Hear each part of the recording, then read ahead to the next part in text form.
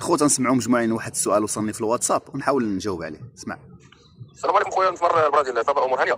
خويا الله يجزيك بخير. دابا دوخوني شي بعضين تيقول لك اودي راه البرازيل غادي دار الفيزا ان شاء الله في 2026 مي باقي تقريبا شحال من سنه ما كانش الفيزا يعني للمغاربه. ما كيفاش غادي يجيو في 2026 وغادي يطبق هذا القانون؟ واش فريمون هذه القضيه؟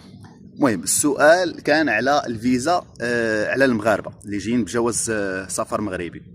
شوف انا ماشي وزير الخارجيه ديال البرازيل، ولكن غنقول رايي في هذه القضيه هذه. دابا الفيزا ما كتجيش وكتحط. دابا بحال مثلا شحال هادي كوريا كنا كندخلوا لها ونخرجوا عادي بلا فيزا بلا والو، ولكن جاو طبقوا علينا داك التصريح. يعني داك التصريح الا ما تقبلتيش فيه ما غاديش تدخل سميتو لكوريا واخا هي بلا فيزا.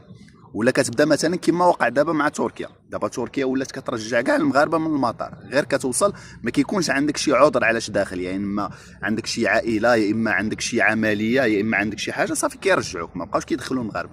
يعني ما كتجاش وكدار الفيزا. واخا دابا حنا تنقولوا لا، ولكن راه الشوهه ديال المغاربه راه كثرات ولاو المهاجرين كيديروا المشاكل هنا في البرازيل، ووصلت كاع دابا مؤخرا ولات كتوصل كاع التلفازه. دابا 3 المرات كنسمع مغاربه دايرين مشاكل كنسمعها في التلفازه.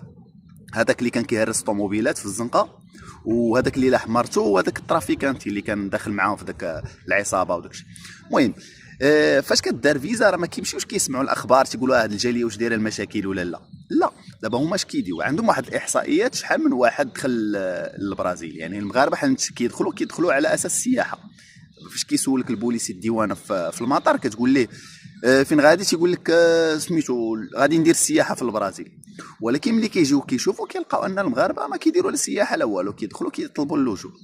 المهم هاد الاحصائيات هادو كنظن انا الا مشاو كيقلبوا فيهم، تنهضر لكم على الحكومه البرازيليه، مشاو كيقلبوا يقدر يكون شي قرار سواء فيزا ولا ايتياس ولا تصريح ولا المهم ما عارفش، ولكن تقدر تبدل.